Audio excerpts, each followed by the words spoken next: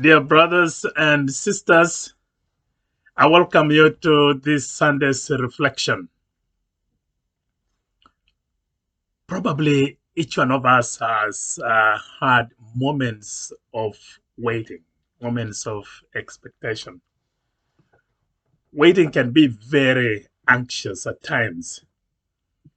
I still remember 25 years ago, after 15 years of priestly training, I was outside my bishop's office waiting for the final verdict.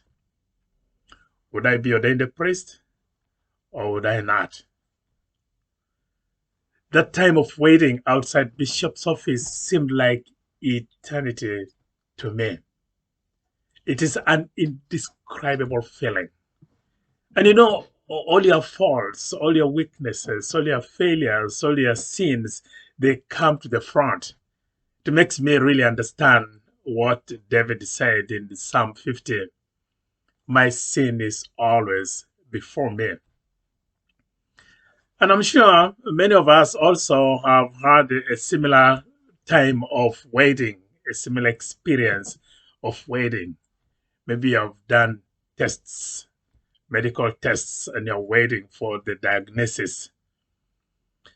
I think that's why we have what they call the pre-test and the post-test counseling.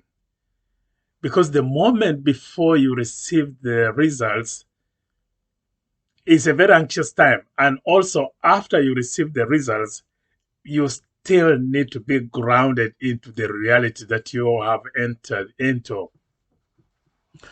Brothers and sisters, this is the season of Advent. Advent means waiting, the coming, from the Latin advenio, the coming to.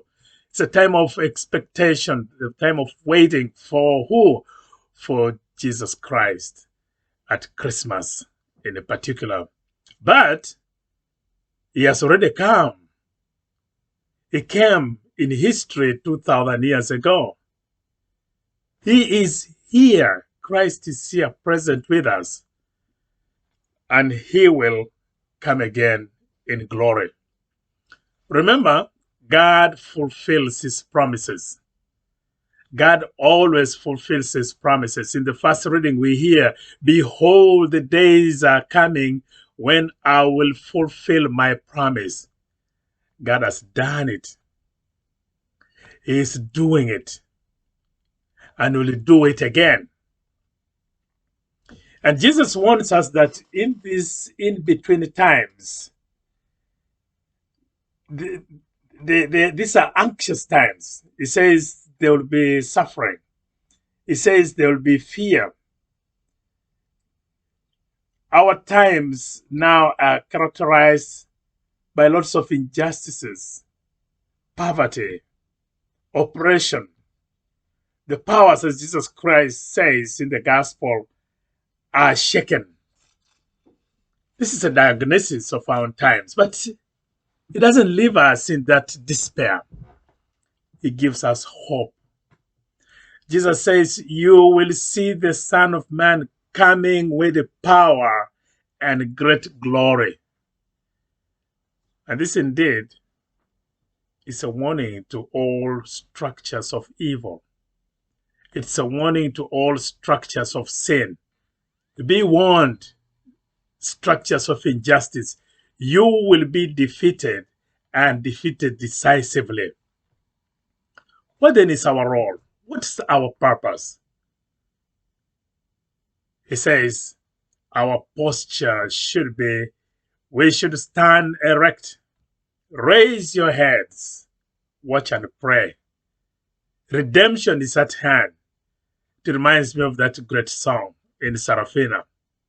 Freedom is coming tomorrow. Freedom will come. Redemption is at hand. But a waiting is not a passive kind of waiting. St. Paul in the second reading tells us, brothers and sisters, may the Lord make you increase and abound in love. So that's our response, not a passive posture of waiting. It is an active posture.